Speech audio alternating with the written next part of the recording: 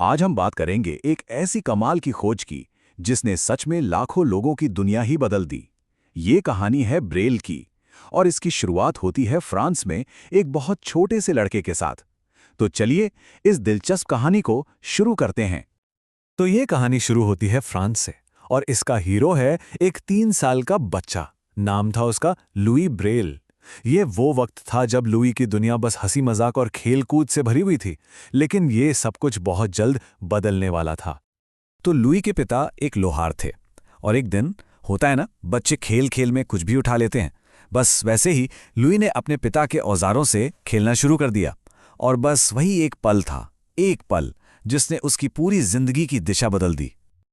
और ये सब इतनी तेजी से हुआ कि यकीन करना मुश्किल है। खेलते हुए एक नुकीला औजार सीधा उसकी एक आंख में जा लगा।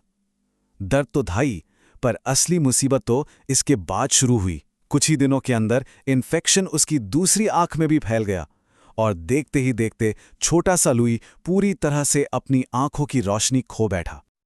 लेकिन कहते हैं ना, जहां अंधेरा होता है वहीं रोशनी की उम्मीद भी होती है।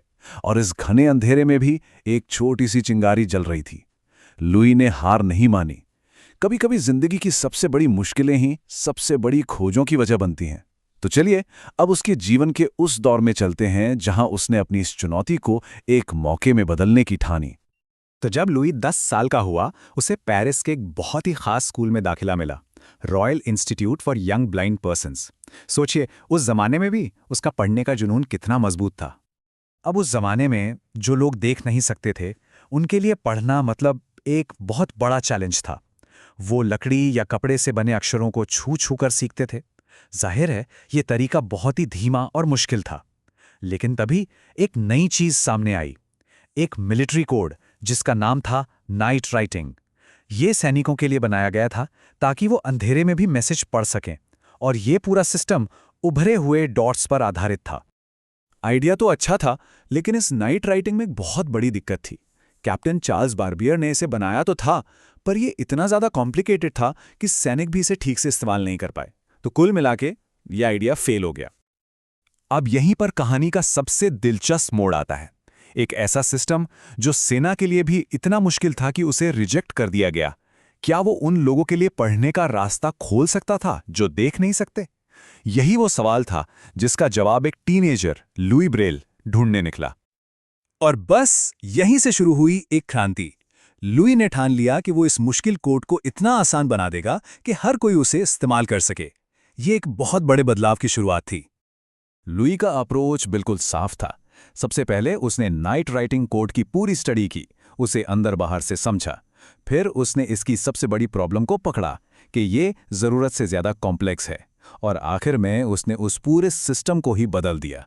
उसे आसान बनाकर एक बिल्कुल नई वर्णमाला, एक नया अल्फाबेट तैयार किया। और कमाल की बात यह है कि उसने ये सब तब किया जब वो सिर्फ एक टीनेजर था।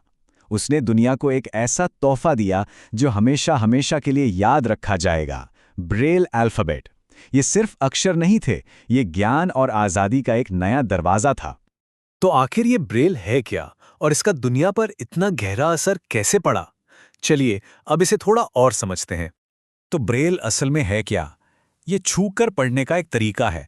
इसमें होता यह है कि उभरे हुए डॉट्स का एक यूनिक सिंबल, या कह लें एक खास निशान, अंग्रेजी अल्फाबेट के हर एक लेटर को रिप्रेजेंट करता है। एक और मज़ेदार बात है ब्रेल किताबों और नॉर्मल छपी हुई किताबों के बीच का फ़र्क। क्योंकि ब्रेल में उभरे हुए डॉट्स को उंगलियों से महसूस करना होता है, तो उन्हें एक दूसरे के बहुत करीब नहीं रखा जा सकता, थोड़ी स्पेस चाहिए होती है। और इसी वजह से ब्रेल में लिखी किताबें आम किताबों के मुकाबले काफ़ी मोटी होती हैं। और हाँ, एक बहुत ज़रूरी बात, ब्रेल सिर्फ उन लोगों के लिए नहीं है जो देख नहीं सकते।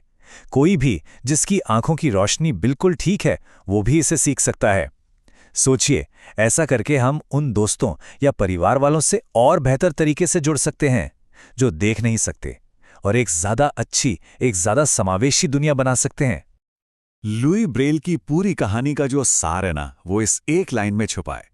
इस प्रकार एक नेत्रहीन व्यक्ति ने दुनिया को देखना सिखाया। ये लाइन हमें बताती है कि कैसे किसी की सबसे बड़ी कमजोरी ही उसकी सबसे बड़ी ताकत बन सकती है और पूरी दुनिया का नजरिया बदल सकती है। तो ये कहानी हमें एक बहुत बड़े सवाल के साथ छोड़ जाती है। आज हमारी दुनिया में ऐसी कौन-कौन सी समस्याएं हैं, कौन-कौन सी मुश्किलें हैं, जिन्हें सुलझाने के लिए बस एक नए नज़रिए की, एक नए तरीके से देखने की ज़रूरत है।